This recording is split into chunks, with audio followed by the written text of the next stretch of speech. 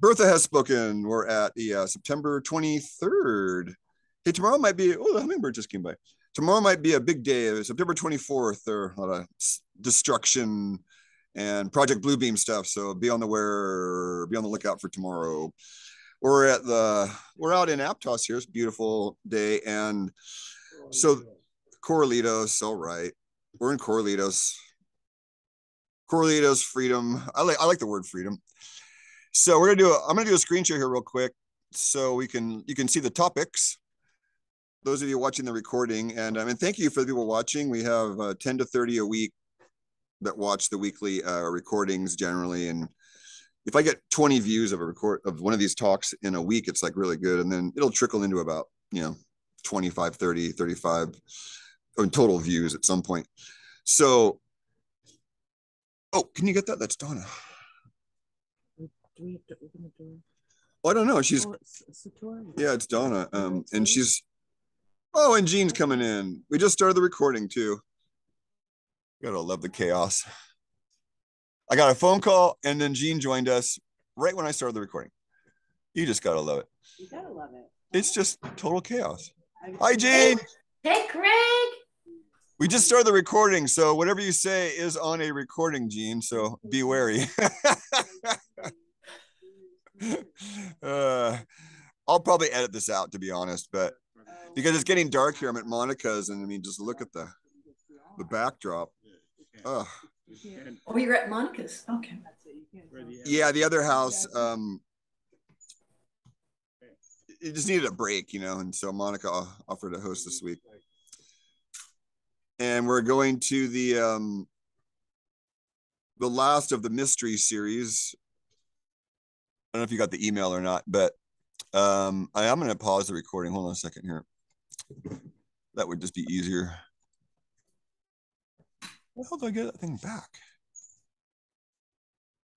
Oh, stop share. There we go. Okay. That's so great. All right. Well, we're going to start over because if you're watching this recording, we've already started once, and then we had an explosion of activity right at the start. And look at this lighting now. This is just awesome.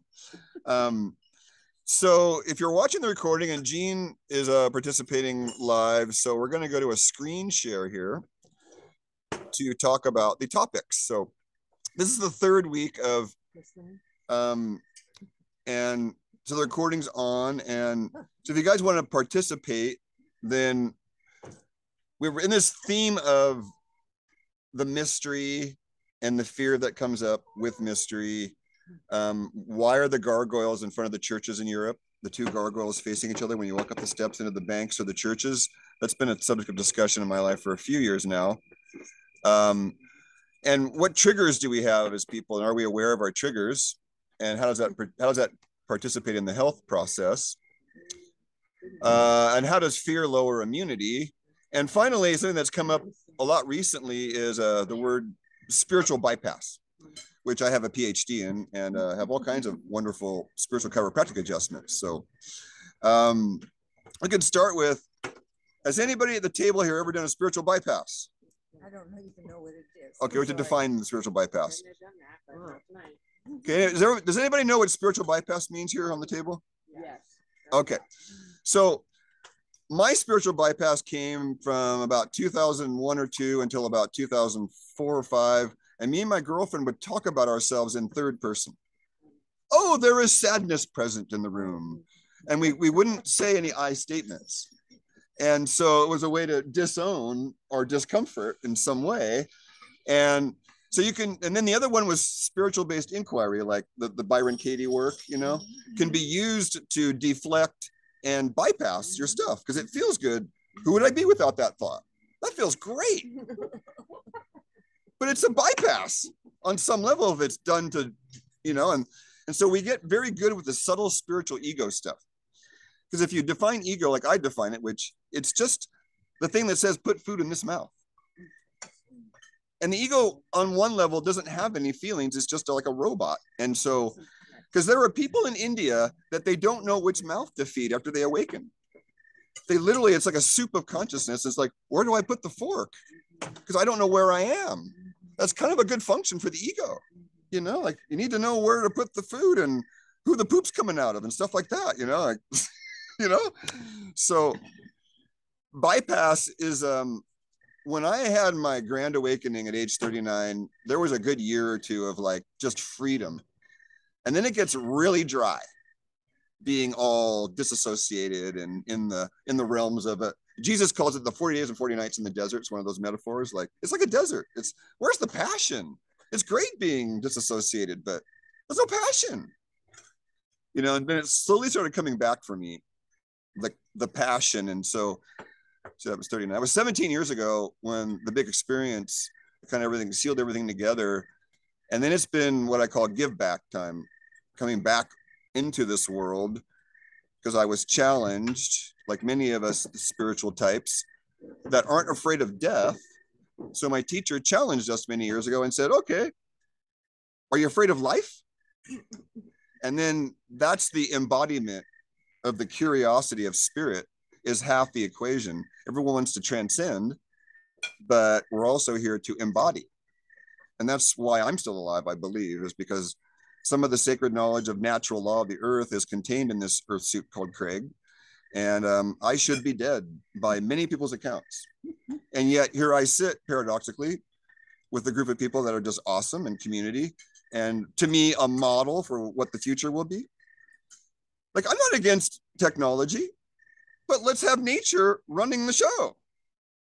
Because we talk about fear, and we had a big discussion about this in the Gender Alchemy group and in some of the other groups. So if you scrutinize what fear is, it's on some level, it's associated with the water element in Chinese medicine. And the water element's the dream, or being born, the birth, the new day, the new year. That's all water element, because that's the seed that sprouts. So fear comes when our existentiality is threatened, right? Like, I get afraid in traffic when a car cuts me off. Wouldn't you? Yes. So I get angry, but what is anger? It's a fence emotion to cover up the fear. Like, anger is a protective act, like, right? Get the sword out, like, no, you're threatening me. But anger isn't real in the sense of there's always something underneath it. Sadness, grief, fear, and the anger is just there to protect the core. It's like a shell. So fear, then, how do we overcome fear? That was the query the other night. Anybody want to try it? How do you overcome fear? And there's no wrong answers. To be in it. To be in it. Okay, be present with it. What else we got? Knowledge? Oh. So knowledge, okay. No wrong answer. But these are remember the tests in college where you have to get the most right answer? I hated those multiple choice because you don't get partial credit. Like, you gotta get the most right answer. And it's like, but I gave partially right. Don't I get partial credit? No. Devotional love and faith. Devotional love and faith. Great. How else do you overcome fear? I would say to acknowledge the fear and then move into your spiritual arenas. And, don't, in other words, you don't skip it, but you use it. And, ask for some help. So I did a Facebook post that James Ewing poo-pooed, and it was a Frank Herbert quote from the book Dune. Anybody? There's a quote about fear. Fear is the mind killer. I will step into my fear and let it pass through me. And when my fear is past, only I will remain. And it was a mantra of mine for many years when I read Dune in my 20s. And that's part of it too. You can transmute it, transform it. But so I'll give you guys a scenario from my life, fear. Okay, Craig's not trained to go out in waves that are 20 feet tall, breaking over, jagged rocks. So that's a natural fear that you would think, right? Don't go surf dangerous waves because you might get crushed, right? So there's a saying in the surfer world back then is no balls, no glory, no guts, no glory. And so what I had to do to overcome fear was willpower. And Yogananda talks about this in his teachings. The stronger the will, like, you see how Karl will relate to this. The doctor with the strong will tells the patient they're going to die in 3 months of cancer. Do they die of cancer, Karl? If they have a weak will? a matter of the level of materialism within the doctor. The doctor is too insecure in his higher self. Yeah. Then he gets some benefit out of telling the patient something that is not really wrong. And thereby he exerts his ego over the patient's ego, which is materialism. He's not a healer, he's a technician. Right. Maybe let me rephrase that so that people, if you didn't hear it, so Karl just said, you may have a doctor that depends on the amount of materialism sort of he is living within. And so if he doesn't really know the answer, but he, is sort of like putting it out there, then to me, it feels like my ego gets a little bit inflated. Like, oh, I'm inflated now because I just put out something that I think is right, but actually maybe isn't. And then what else did you say? You mentioned the trying to paraphrase so the people in the recording can get it. That last part was. Well, nobody can tell another person that they're going to die at a certain time. Right. But what would be appropriate is if the doctor would say, statistically, in this number of cases, the outcome is 3 months. So it's objective. So at least the person can say, okay, that gives me time to get my person, or if they're ready to die, already get their act together in terms of health promotion immediately. The reason the context was the weak and the strong will is in my practice over the last 30 years, I've seen it probably at least 10 cases where the doctor said, I think you're going to die in 3 months, and they die to the day in 3 months. And I found that interesting compared to what Yogananda said of the strong will overcomes the weak will. The strong life force overcomes the weak life force. It's kind of like the lion. Well, the hunter and the hunted is a different kind of metaphor. So that's apples and oranges. I'm going to go into something else now. So for me, a true healer has no problem with being, I don't know, which is the mystery, right? I don't know. Like there's something wrong with my car right now. And as Monica said, I don't know what's wrong with it. It's just like a ghost is in there messing with the electrical system. And in the body, when you have symptoms that are what the Chinese call wind, where I got an ache in my head and that ache went to my shoulder. And now the ache's in my knee. And you know that pain that moves around in your body? You don't know why? It can be absolutely maddening. So if you're watching the video recording, what you see right now is spiritual bypass, the mystery. And then tonight, I wanted to go into a little bit about how fear lowers immunity and back to that spiritual bypass. And how do we even know if we're awake? How do we even know if we're awake is kind of like the question. And so the query might be, oh, camera went out. I thought that might work. So we'll go back to the screen share. All right, we'll go back to the screen share. That's a better shot for the camera. So you guys, what do you think of, you have this fear. So does fear cause high oxygen or low oxygen? No. Low. Hypoxia. Is you kind of need oxygen, don't you? But not too much, right? You have to say what the mechanism. Okay. You can't just say fear causes. Well, that's why you're here. Fear constricts your breathing, but Contraction. and breathing shallow and not getting deep respiration. That's why you just. As soon as you master your breath, you master your feeling. So what Karl said, if you didn't hear on the recording, is you have to have a sort of a context for the fear causing low oxygen. So fear causes contraction generally, and then contraction lowers your breathing rate, and then you're running on less oxygen. Now, what about the CO2 recycling though? If you master your breath, then isn't the CO2 recycling part of that, Karl? The bicarbonate? Sorry, I got you at the mouthful. Okay. So there's this mechanism, if you're watching the recording, where the body, when you do an out breath and you hold the breath out, there's a certain length of time that the breathing experts say you should be able to hold your breath out. And same thing with an in-breath. If you hold the breath in, there should be a certain amount of time you retain the in-breath, and that's sort of your reserves, your reserve lung capacity. Breathe all the air out, and can you live on that CO2 recycling around your body for a bit, and you breathe it back in and hold it in, and can you recycle that around? And I forgot the book that Cindy Toon had, Monica. What's the name of that book?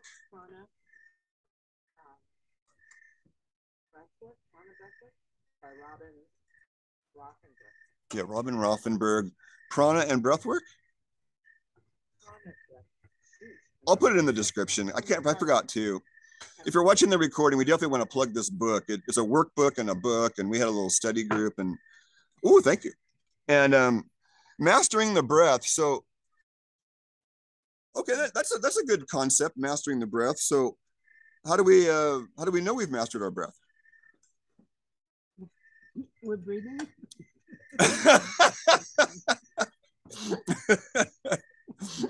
That's a good answer. By equalizing the inspiration with your exhalation. A lot of people will maybe take a deep breath, but they won't exhale all the carbon dioxide out. So if you equalize the breaths, so if you take a deep breath in and you slowly blow it out, then you're actually eliminating that carbon dioxide. We're more comfortable. There's no wrong answers at this discussion group. You know, we're all. Donna? When I do it, I'm more comfortable. I calm down. Okay. Donna gave a very succinct answer. I know I've mastered my breath because I feel comfortable and I calm down. Now that's that sattvic state the Ayurvedics talk about. It's the center. So the alternate nostril breath, which we always do, right, Monica? Every Zoom group, we do an alternate nostril breath because if you're too hyper, it slows you down. And if you're too stuck, it raises you up. It's a harmonizing breath, which is the basis of my practice. Is if you apply harmonizing techniques, then generally you don't cause a lot of, side effects. It's not as dramatic as using, poisons and, what they're using out there. I'll just put it bluntly. It's magical. Well, think about the natives. When I heard this rumor that when the natives first saw the big ship that came in, like the Mayflower, they didn't see a ship because they couldn't conceive of it. That's so a match, right? Like, so there are things going on around us right now in this moment that we can't conceive of, right? I call it the unknowable. Like the eternal Tao becomes the named Tao, which becomes yin and yang, which becomes the 10,000 things. That's kind of the flow chart. The unnameable becomes the named God, right? The named God separates into yin and yang, or the dualistic forces that we're studying, and those become all the phenomena of the world. It shouldn't really be the 10,000 things. That's metaphorical for all the living things and maybe even the rocks and everything else on planet Earth. So fear then, to me, it seems a natural byproduct of a dangerous situation, right? Like it tells you to avoid it. Because there's a Taoist saying from the Tao Te Ching, translated as, if you don't know when to fear, you are in fearful danger. I call that arrogance myself, because I've been around a lot of, people that should be fearing when they're out there on those jagged rocks surfing 20-foot waves, but they're not. Usually because they're on too much weed, but yeah. I can't tell you how many times I'd see some of the best surfers in this county when I was a young man, take a big old hit of pot and go out and surf, and man, like enhanced athleticism, able to focus. Yeah. Oh, really? For me, it was the opposite. I would be better without using out in the water, because using would make me way too paranoid. Like, see that rock over there? I could land on that, kind of moment, and so fear, then if we can master our breath, wouldn't it be easier then to have access to our willpower? If we've mastered our breath, but what's the force that's deeper than all this? That's kind of what I wanted to touch on. What's the force that makes you aware that you are breathing? What do we call that? Consciousness. Consciousness, okay. It's a female name that we all like to talk about. Begins with the G. Wow. Goddess. Wow. No one's got it yet. Amazing grace. Grace. Adyashanti said something 10 years ago. He said, my whole life is grace now. Wow. What do you think he means by that? Well, it always was, but he just woke up to the fact. You hear that? It's always and already here, and we wake up to what's always and already here. It's just that we unenlighten ourselves away from what's always and already here. It's part of the game. Because we can't have a human experience if we already know everything. That was the premise of the book Dune. The main character, Muad'Dib, he blinded himself in a catastrophe so he wouldn't know the future anymore. It was so painful to know everything and to know the future that he altered reality and blinded himself so he wouldn't know the future anymore because it was that painful. Yeah. I fantasize about knowing the future, haven't all of us? I think if you knew everything that was going to happen ahead of time, wouldn't it get kind of boring? Don't you think? I mean, that'd be kind of boring. No mystery. Back to the mystery. Back to the fear. Could we sterilize our lives that much? You know, could we sterilize it that much to know everything? So then the point that I'm trying to make is that there's a necessary amount of stress in our lives, and what we think of as love is not true. And if you want to know the real story behind love, then read The Prophet by Khalil Gibran and read the treatise on love in there. And you can summarize it in a quick Zen statement. Every love sheds a tear. You know, when you hear lines like love's going to thresh you naked and love's going to grind you to a powder and love's going to, you know, it's like that's the Khalil Gibran thing, you know, and it's like there's a side of love that most of us avoid. And like austerity, right? Like one of my people on my team, she did what did Anna do? Like a 28-day fast? 28-day water fast? Wasn't Anna? Yeah, lady on my team did a 28-day water fast. Oh my God. Well, now it's in my eyes, but. Oh, that's what that was about. I did not know. Pardon. We can put the phone maybe. No, I got it. You got, okay, you got it. The flowers are showing anyways. It's mainly for the discussion part. Okay, so fear then is part of the water element. I'm gonna get back to that again, just in the study of this moment where we get fearful. So they associate it with the kidneys and the brains and the bones in Chinese medicine. So then if you have a strong fortitude, you know, in your brains, your bones, and your body, then you might be more likely to warrior through some fear, right? If you have a lifetime of being thin, frail, and, you know, tossed about by others, and you might not be as willing to willpower through the fear, right? Generally, you know, there's a lot of exceptions to this. So what nourishes, this is where Monica gets to come in, or if you want. So what nourishes this water element stuff, the kidneys, and, you know, like what would be in your 4 main alkaline minerals, what would be the main alkaline minerals choice for the kidney? Maybe the adrenal more.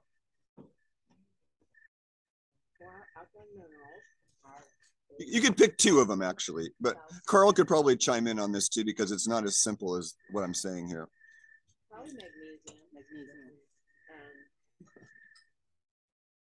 And potassium keeps wanting to be said, but I don't know. So it's going to be calcium, magnesium, potassium, or so.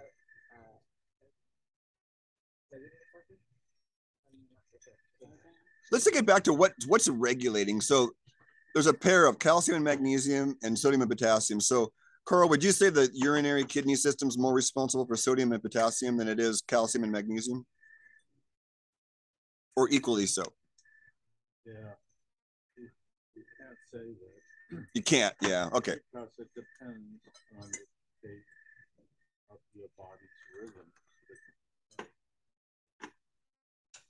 Calcium and acid, or acid is catabolic. Right. alkaline is more anabolic, but to kind of look at the rhythm in your day. It's a useful thing to check your urine. 3 times a day, I do that with all my patients because I want to know if they're stuck in an acidic urine. Right. If they're cycling from alkaline in the morning to acidic towards the end of the day, or if they're always alkaline, which is very rare. Most people, if you're still cycling, you still have a daily rhythm of anabolic, catabolic, and your urine. That's unfortunately, not so many people have that anymore because they're stuck in the cycle through the imbalances at the tissue level. It's basically, you have to say, sodium and potassium work at the cellular level, calcium and magnesium, work more at the tissue level because health work in cells, obviously. Can you pause there for a second? Because I'm going to paraphrase for the people watching. Okay. So there's a rhythm. And so what times of the day do you do the urine checks? Do you recommend for the urine? First in the morning. First thing in the morning. In the afternoon between 3 and 6. Between 3 and 6 in the afternoon. And right before bed. And then I have my clients do the morning and the night ones, but I also have them do a saliva reading to compare that with it. How do you check the urine though? What's the test?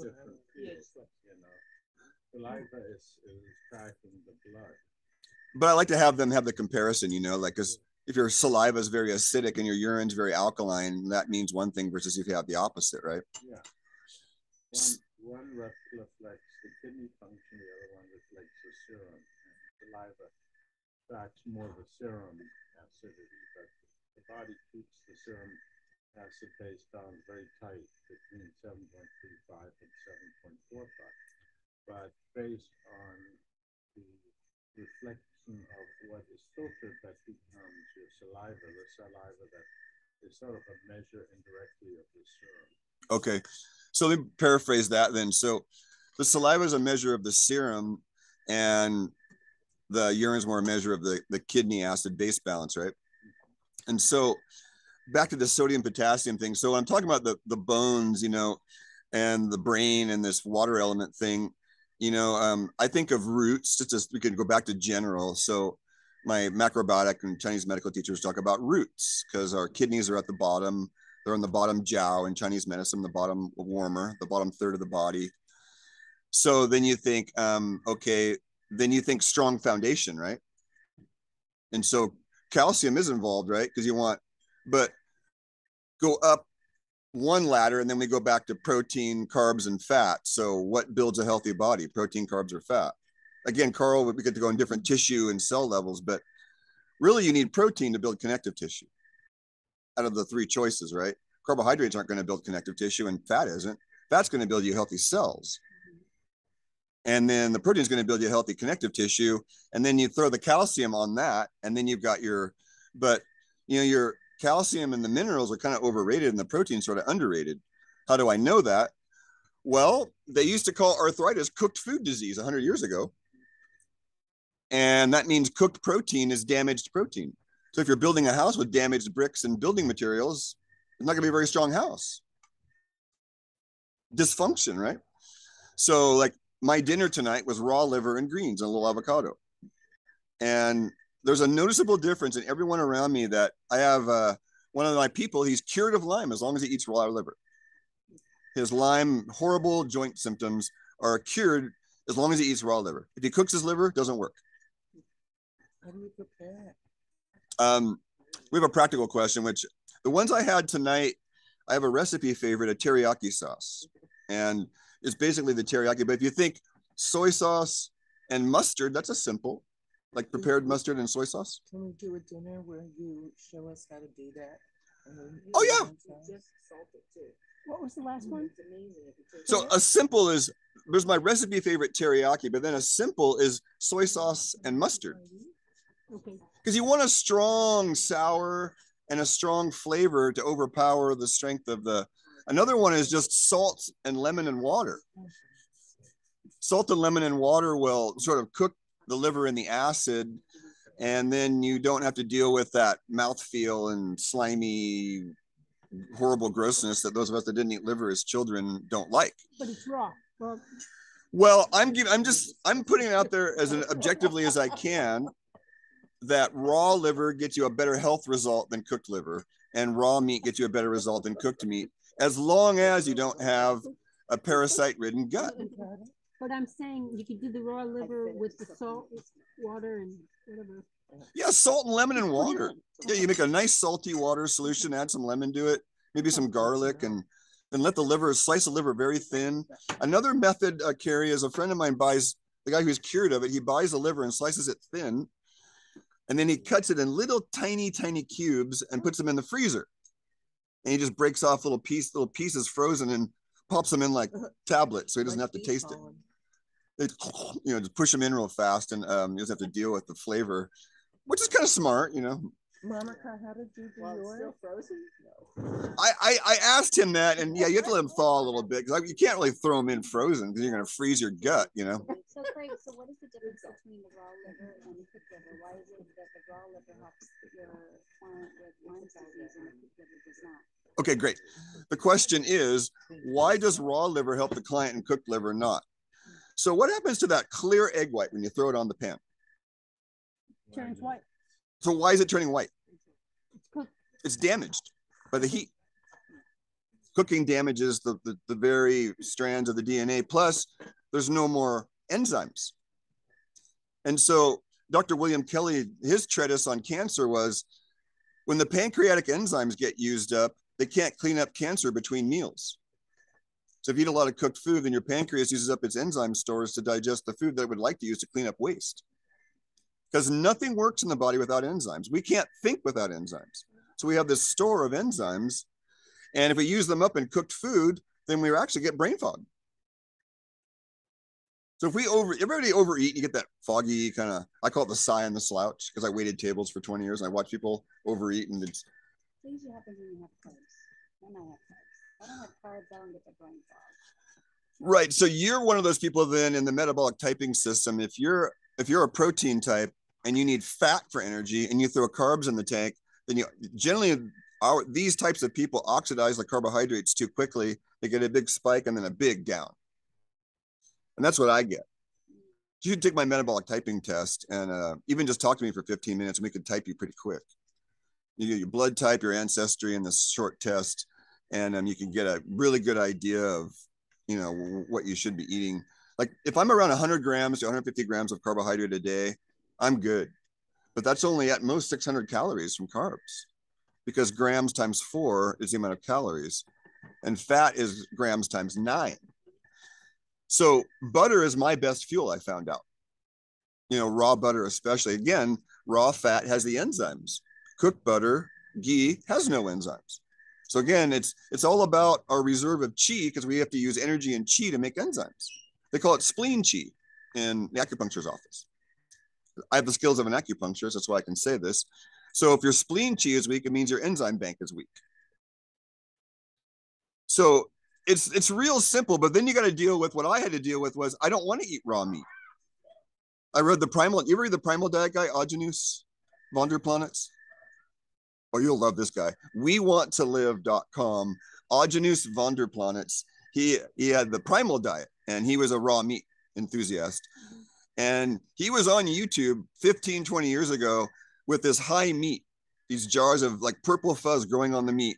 Grab a big chunk, eat it, and he's fine.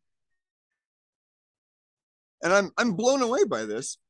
Like the guy's eating moldy meat, and he's fine. So it tells me that a lot of what we've been told is brainwashing. That's why they let the meat hang and cure, because there's enzymes in raw meat called capsicane. No, it's an enzyme similar to sounding like that breaks down the meat for you. That's why they cure steaks and they sit in the butchery, because the enzymes in the raw meat are breaking down the meat for you. It doesn't smell as good, but it's more digested for you. That's kind of like the premise of salami and pepperoni. The original, as far as I understand it, salami and pepperoni was not a cooked product. It's just layered of meat and fat and salt and spices, and it's cured. So it's cured high meat that's been sitting around maybe for years, right? What does cured mean? So cured is a salting process generally. So like the salt cured lemon I have, Okay. which I have it's like 8-ounce jar. I got to make a recipe for it next week. So I have these lemons that they're Meyer lemons that you add a certain ratio of salt to the lemon and maybe a tiny bit of water. You let them sit in the jar for a year. And then they're just the most lovely condiment. So you have all the properties of the lemon. The vitamin C is actually preserved, but then you've got all the digestive properties of it too. Another method that a lot of people, if you want good immunity, is you can take your lemons, squeeze the juice out, slice the peel up, and put it in with apple cider vinegar and salt. And then let that sit for a few months and keep putting your lemon peels in there and then strain it out. And you've got this wonderful aperitif, salt, lemon peels, and apple cider vinegar. You would put it on, yeah, you could make a salad dressing out of it. You could take like a couple teaspoons of it throughout the day. So, there's a correlation now that I've discovered. It's kind of off tangent now from what we were talking about, where we're building a healthy body and protein's part of it. So people that eat a lot of cooked protein get a lot of joint pain. And that joint pain is from cooked protein when it's not metabolized properly. There's this tissue poison that Monica's heard me say. It's called guanidine. GUA. So like guanine, I think it's one of the nucleic acids that gets made into DNA. Guanidine is an alkaline tissue toxin from undigested protein, from excessive cooked protein. So, when you wake up in the morning, you're kind of achy and hurt, that's those little crystals of guanidine, and apple cider vinegar is a remedy for guanidine. And so is raw chlorophyll. So like wheatgrass would be another. Walking on the beach. So is walking on the beach. Very good. In the water? With some water? Well, the ocean, like I've been surfing for 40 years. I probably surfed 20,000 times. I would say that the minerals in the ocean always make me feel better, calmer. Minerals are the brake of the nervous system, one of my teachers said. If you want to slow yourself down, I have a product from Standard Process I use liberally. It's called Organically Bound Minerals, and it's seaweed and alfalfa juice in a little tablet. And Monica, last night I did it. I didn't get to bed till 1, but I took 3 organically bound minerals like every 15 minutes, and it finally wiped me out. The brakes of the nervous system. And then, and then B vitamins are the other part that can slow down the nervous system. There's stimulating B vitamins like thiamine, and there's more calming ones. So this is stuff that, like, Cynthia, you heard of this stuff before? Yes. Good. Okay. I don't know how much is out there because I didn't get this information I have now until 12 or 13 years ago. And I thought of myself as a hotshot nutritionist for 30 years. And then 13 years ago, I ran across the Standard Process doctors after I joined the Weston Price people. And how many of you know that Dr. Royal Lee, the founder of Standard Process in 1929, who was a dentist, is considered one of the top nutritionists of the 20th century?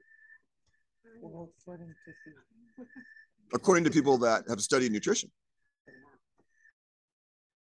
Like Jensen and Weston Price and Royal Lee were meeting. Bernard Jensen, Weston Price, and Royal Lee were having study groups together. And you talk about a mastermind group, like, I would be like, oh my God, fly on the wall with those 3 guys, So, Royal Lee had a library bigger than Monica's house here that he knew where every book was and every citation on every paragraph on every page. He was a genius. So he formulated this line of products that it's raw organ meats and raw superfoods. And he developed a vacuum chamber where they dehydrate everything at 70 degrees Fahrenheit in outer space. Talk about sterile. A vacuum chamber by microbes. So that's how you can take raw liver and dehydrate it and keep it raw at 70 degrees Fahrenheit. I've seen the chamber for myself. It's quite impressive. They're walking around in spacesuits inside this chamber, getting the pills ready. It's unbelievable. There's only a couple of these in the whole world, and this guy developed it. So Royal Lee was an engineer also. He was a genius. Okay, so back to this protein thing and the B vitamins. So that's actually if you got your minerals and your B vitamins and your protein, you got a lot of good stuff going on. Because a lot of people have inflammation, and it turns out your body can't even use EFAs and fish oil without B vitamins. And no, you can't go out to Costco and buy your B vitamins because those are coal mining waste. Whenever you see USP on a label, that means United States Pharmacopoeia. And all your rainbow lights and all your fancy health food B vitamins, they're from coal fly ash. The same thing they're spraying in the sky. They're just buying each other's waste and feeding it to the idiots. I mean, they really pulled the fast one over all of us. They're buying each other's waste and then saying, oh, fluoride. Well, fluoride's waste in somebody's manufacturing system. Let's feed it to the humans and put it in their water. Too bad the Nazis used it in the concentration camps to make them susceptible to suggestion.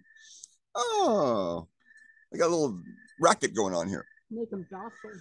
Make them docile, that's right. Sodium fluoride makes you docile. They just drove into the chambers. Yep. Let's not go there though. Okay. So if you want to calm down the nervous system, which is one of the things that we can master our fear, if we can see it from a more objective place that's not fearful in the background. And that's where, for me at least, if I get my minerals and my bees from, sorry folks, liver is the best source of bees too. If you want to get a whole food form, there's bee pollen and wheat germ and rice bran, the yeast, the brewers and the nutritional yeasts. As far as concentrated bees, it kind of, and organ meats. And after that, you're kind of, it drops down quite a bit. I definitely want to add. Go ahead. Like doing the raw chicken livers again. And I've been so tired lately. And every single time I have just one liver, I get a boost of energy. That's what happens to me. A nap, and I thought, well, I'll just eat something first because otherwise I'll wake up hungry. That didn't mean that. Today? Yeah, I've been like 3-4 times this last week. Yeah. But Monica, when you say salt, how much? How long? Do you add water? No. What? No, I just get like the ones frozen together. You get them in a package of like 5-6 livers. Put one on a plate, salt it, cut it, eat it. That easy. It's like eating sushi. Yeah, you just got to slice it thin. If you don't want it, yeah, you want it thinly sliced, you know, as thin as possible. It seems, I mean, I didn't think I would like it. I thought for sure it looks horrible, right? Yeah. All this horrible stuff about it. But no, it's really cooked to me, but it's dangerous. I know, I understand. How does it taste? The raw? I'm with How Monica. It's does it doable. taste? Season with a Doable. little bit of sea salt. and just eat it. Incredible. Yeah. Sea salt is so delicious. Yeah, lemon and salt. You Carl, gotta get do you away do from that brainwash that it's icky and disgusting. It's actually really good. Yeah. Oh my God. I've been it's doing raw. amazing. Okay, wait, let me You got good organic. reframe for the camera people. I'm gonna end the recorded part in a minute. So we're going through this liver thing again, and you know, if you're watching this, it's a great resource to have. You know, if you have animals and you're slaughtering your animals or whatnot. I know the USDA doesn't want that, but liver really is one of those things. And if you have to have cooked liver, great. But I had 2 servings of liver today for 2 meals myself, and I was not in a good mood today. You know, when I woke up because I didn't really want to do anything, and then suddenly after the liver was like you were saying, I was like, Makes you want to live. yeah, I'm back, baby. 2 ounces, Honestly, 4 it's an ounces. How much? amazing I had 2 ounces for lunch, and I had 4 ounces about an hour or 2 ago. Yeah, about an hour and a half, hour ago. And I just had some greens with it and guacamole, and it just. Oh, and I had Laura's chocolate. Oh, Laura's left. Yeah. Oh, Laura's, cheers. It's not too sweet either. It's just delightful. Yeah, cheers to Laura's. But the liver has to come from animals that have been on specific diet regimes. Okay, great question. Fox has a question that I think is really worth for the audience to know. You want to tier this, yeah. So you want your grass-fed, happy cow with a very clean diet and a happy lifestyle. And then down from that, you know, well, organic. Well, they might not be outside as much as you like, but at least they're eating organic. And then tiered down from that, some of the pricers. Well, didn't Sally say that you could have just regular old USDA cow liver? I don't know the price foundation stance on that. I would think the next tier you would have said was at least nothing extra injected. No hormones. Yeah, no hormones or antibiotics. And then But Even that's vaccines I would not eat a cow liver that was vaccinated myself. or a chicken. They vaccinated chickens as day-old chicks at one time. So do you think that the cattle out there, the organic cattle, are being vaccinated? I would hope not. What do you guys think? I mean, I don't know. Would they be that evil? Yeah. Yes. Fuck. The biodynamic Small, probably wouldn't. Yeah, yeah. It's hard to trust There's these a people. transportation You to have a thing. If farm you're there? moving animals What? yeah, Did you mention in the certain areas No, I from one said area, you especially out of have state, that they You have guys, to have- there's a lot of background noise. they have to be vaccinated. Okay, guys. So Fox said if you're transporting animals from place to place, they have to be vaccinated. So let's go back to the liver. The liver, I thought of it as like this storage tank for all the toxins in the body, but the liver is a transmuting agent. It transmutes toxins and doesn't store them. Okay. Just like seaweed in the ocean transmutes toxins, but in and of its, and fungus, the Paul Stament's Alameda Naval Yard is a good example. Planted mycelium fungus all over that toxic naval yard, and a year later, the toxins were gone. You know, so transmutation, it's something that we have to embrace more. Like, you guys, cows and chickens don't eat calcium. So how the hell do they make bones? From silica. The silica in their guts transmuted to calcium. It's a common transmutation, actually. I think we can do it too. That's why the horsetail and the oat straw, you know, the silica-rich foods. Bernard Jensen calls those the stamina element. Silica is the stamina element. Makes you flexible. And but thank you for that. So if you're buying liver, you know, anything that's high on the food chain, you want to make sure you're getting organic and at least no antibiotics. And I mean, more than ever now, we need to know what our animals are, you know, being treated like, because we don't know what if they're being jabbed, you know. But that is a really interesting thing you've never talked about before. If the liver is not storing toxins, but just transforming, maybe it wouldn't be as bad with the liver. I mean, if it's transforming, maybe it's expelling and making sure that all the crap that is in the animals coming out. I mean, Okay, there's a side argument there. So we need to see somebody actually. So what is cirrhosis though? So we have an unhealthy liver. Like, what is cirrhosis? Like, what? Anybody know the definition of cirrhosis? Well, my husband had it, so basically it was a compromised. The first time I ever heard of corruption, it was in medicine, and I was looking at a corrupted liver, and it had this structural change due to insult from alcohol or disease. So it's fat cells. The liver, the hepatic cells turn to fat cells. So there, and so that would be a point if that happened to a cow, you wouldn't want to eat that, because what stores toxins? Fat. To see your liver cells have turned to fat cells, which are storing a lot of toxins. That would not be a liver you want to eat. And you could spot it because you'd see a ton of fat in it. And you could cut that fat off and eat the rest of the liver, probably. That's not cirrhotic. Theoretically.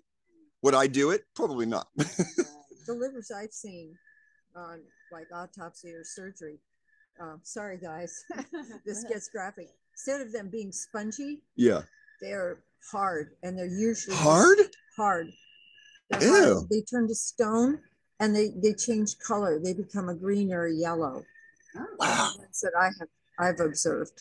And I remember when I was a kid, my mom force fed me liver because I was a tiny kid, and it's like, oh, she needs her iron. We're gonna give her liver. Yeah. And it was, Yeah. and then my husband had hemochromatosis. Okay. Which is the condition, it's a hereditary congenital condition of the liver where it stores iron and doesn't disperse it. Ugh, that's not good. The iron elephant is what they call it. Yeah. So, you know, and iron's a hard element, right? And so that's what I was going to ask you about, the issues with iron, eating iron, or eating liver to get iron. So there's this whole thing, and you'd like this guy, Morley Robbins, and he has a system called the root cause protocol. And so it turns out that we want to be able to use oxygen and iron efficiently, right? Because if we don't use it, I wish Karl was here, then we become, oh, yes, sir. We become dysaerobic, right? If we can't, if we let iron and oxygen run out of control, then we become dysaerobic, and there's too many free radicals around the body, right? Oxidative free radicals. If we don't manage it well, there's too little of it, then we become anaerobic, and that's another duality. Dysaerobic, anaerobic. And so what are the two elements, according to Morley Robbins, that regulate that? Magnesium and copper. So it's back to the liver. And Morley showed me this chart in a PowerPoint. I couldn't believe it, that when you have low hemoglobin, like what they call it, you know, anemia from low hemoglobin, low hematocrit, Giving iron only temporarily raises it and then aggravates the problem because you're storing that iron in the body. It was always vitamin A via cod liver oil and liver that cured that low hemoglobin count. From 100 years ago, he showed this chart. 90 years ago, I was like, oh. So there, iron has been, Steiner said 100 years ago that, you'll like this, Karl, the iron in our body is meteoric iron, and it's nothing like the iron out in the world. Meteoric iron. Now, isn't that interesting? He also said the oxygen in our body doesn't resemble the oxygen outside of our body either. I did a bunch of reading on Steiner the last couple of years, Karl, and that really struck me. Well, when we make anthroposophical remedies, the meteoric iron is actually the iron meteorites that are falling. Wow. Really? Which are considered to be at the sword of St. Michael, because at this time, we're approaching Michaelmas on the 29th, a couple of days from now, that more iron falls through meteorites onto the earth at this time and regenerates our capacity to fight or engage the will as we go into the darkness, which means the darkness in the winter is spiritual summer, whereas when we have summer, it's actually spiritual winter. People are all out there letting it all hang out and getting very exuberant. And in the winter, when the nights are shorter, they have more time for inner work. So it's spiritual. So that's why this time, when we're near the equinox, the fall equinox, a lot of people get sick right after the fall equinox because they can't adjust to the change in breathing of the earth, the etheric breathing of the earth. Wow. So I wanted to say something about cirrhosis since you brought it up. Yeah, let's talk about it. The first stage of breakdown is fatty liver disease, and exactly what he said.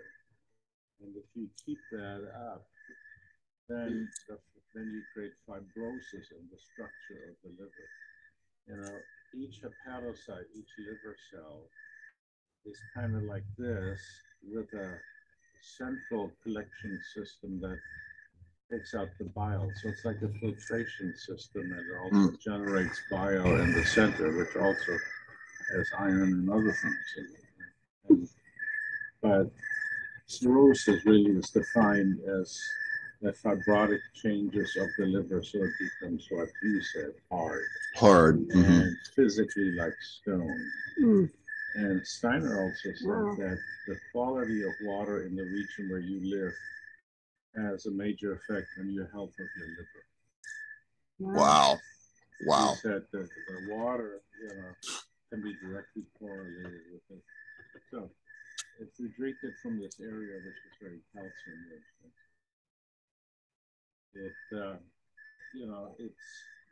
again, I'm starting to look at this all through Emmanuel Revisi's work, Anabolic Catabolic, because that's really, certain elements like sodium and potassium, I believe are metabolic, and then calcium and magnesium, which is next to it in the next period over, is anabolic, so calcium, as Steiner said, keeps you anchored and incarnated on the planet.